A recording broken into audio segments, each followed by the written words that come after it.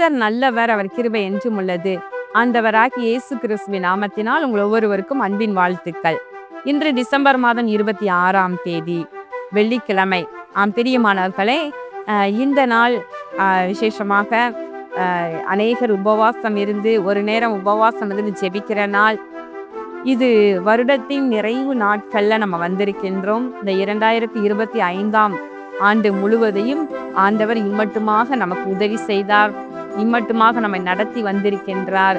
எனவே இந்த வருடத்தின் நிறைவு நாட்கள்ல நம்ம பயத்தோடு பக்தியோடு கூட தேவனை தேடி அவருடைய சமூகத்திலே நம்மை தாழ்த்தி புதிய வருடத்திற்கு நம்ம ஆயத்தமாவோம். நன்றி சொன்னோம். கடந்த 21 நாட்கள் 1 முதல் 21ஆம் தேதி வரையிலும் நம்ம ஸ்தோத்திர பண்டிகை அனுசரித்தோம். ஆண்டவருக்கு நன்றாய் ஸ்தோத்திரங்களை ஏறெடுத்தோம். பிரியமானவர்களே, இந்த நாட்களிலும் கூட நாம் ஆண்டவர் சமூகத்தில் நம்ம புதிய வருடத்தை ஒரு எதிர்பார்ப்போடு நம்ம காத்திருப்போம்.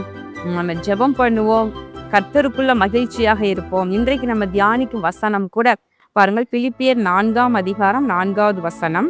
கர்த்தருக்குள் எப்பொழுதும் சந்தோஷமாயிருங்கள், சந்தோஷமாயிருங்கள் என்று மறுபடியும் சொல்லுகிறேன்.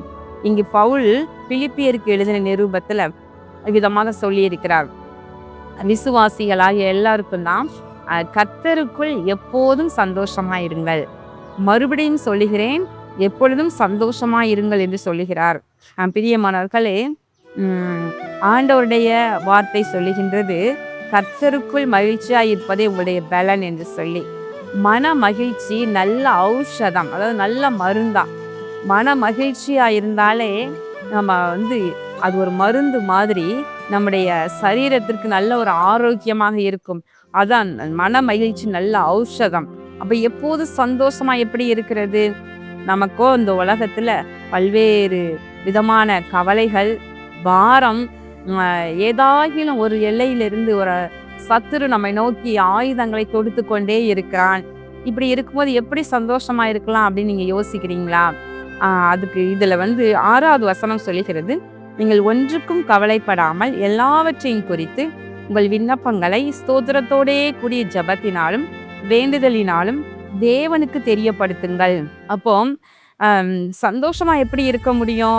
எதை குறித்தும் கவலைப்படாமல் உங்களுடைய கவலைகளை எல்லாம் நீங்க மறந்து எல்லாவற்றையும் நீங்க உங்களுடைய விண்ணப்பங்களை நீங்க ஸ்தோத்திரத்தோடு கூடிய வேண்டுதல்களை நீங்க ஆண்டவருக்கு தெரியப்படுத்துங்க, உங்களுடைய ஜெபங்களை தெரியப்படுத்துங்கள் என்று இதுக்கு அடுத்து பவுல் எழுதியிருக்கின்றார். அப்போ நம்முடைய இருதயத்துல இருக்கின்ற பாரங்களையும் வேதனைகளையும் ஒன்று செய்யணும், ஆண்டவர் சமூகத்திற்கு தெரியப்படுத்த வேண்டும், அவருக்கு நம்ம தெரிவிக்க வேண்டும். எப்படி தெரிவிக்கணும்? நம்ம ஸ்தோத்திரத்தோடு நம்ம தெரியப்படுத்தணும். ஜெபத்தினாலும் வேண்டுதலினாலும் நம்முடைய விண்ணப்பங்களை தேவனுக்கு நம்ம ஸ்தோத்திரம் பண்ணி தெரியப்படுத்திடணும். அதை பத்தி கவலைப்படக்கூடாது. ஆண்டவர் அதை பார்த்து சரி பண்ணணும் என்று சொல்லி நம்ம தெரியப்படுத்தி விட்டு நம்ம எப்பொழுதும் கர்த்தருக்குள்ள மகிழ்ச்சியாக இருக்க வேண்டும். ஸ்தேவானை கொல்லுவதற்காக கல்லெறியும் பொழுது ஸ்தேவானுடைய முகம் தேவதூதனுடைய முகத்தை போல இருந்தது என்று எழுதியிருக்கிறது. அப்போ ஸ்தேவானுடைய முகத்துல எவ்வளவு பிரகாசம், எவ்வளவு ஒரு சமாதானம், இருதயத்துல அவர் கர்த்தருக்குள்ள சந்தோஷமா இருந்ததுனால முகத்துல தேவ பிரசன்னம் நிரம்பி இருக்கின்றது.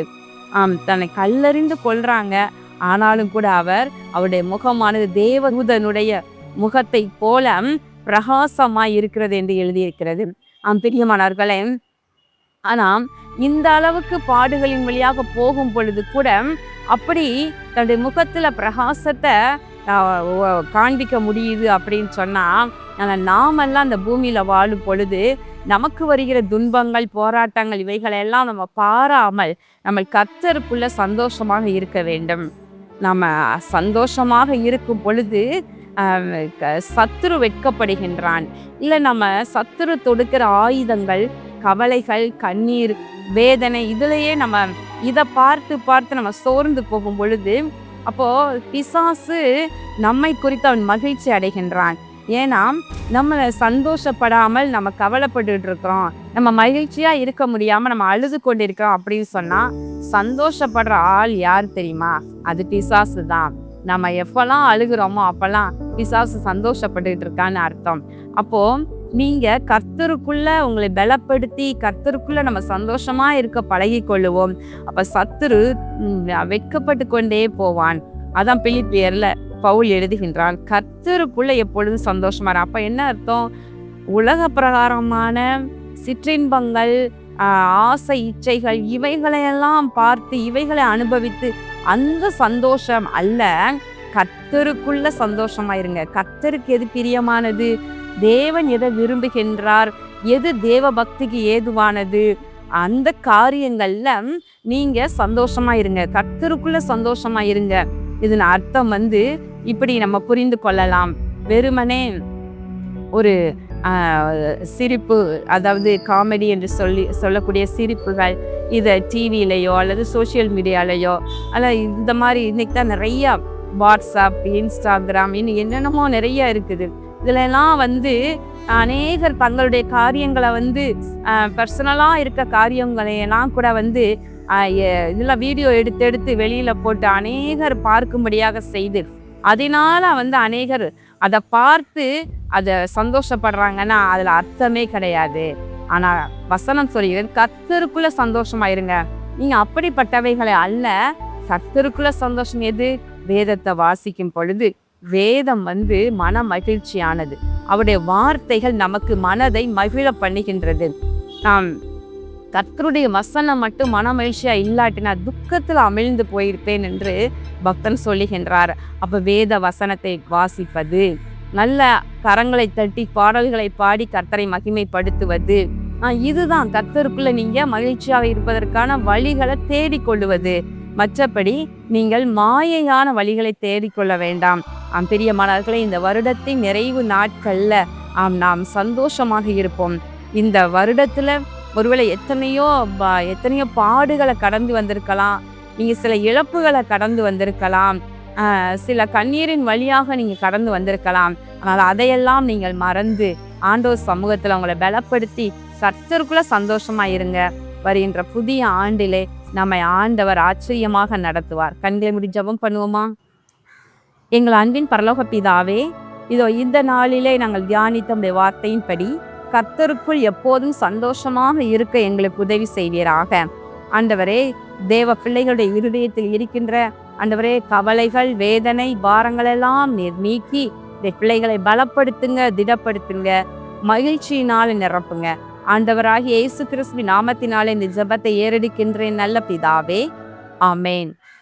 பிரியமானவர்களே, நாளைய தினம் 27ஆம் தேதி சனிக்கிழமை நம்முடைய ஆசீர்வாத டிவியினுடைய ஆண்டு நிறைவு உபவாச கூட்டம் சென்னையில் வைத்து நடைபெற இருக்கின்றது.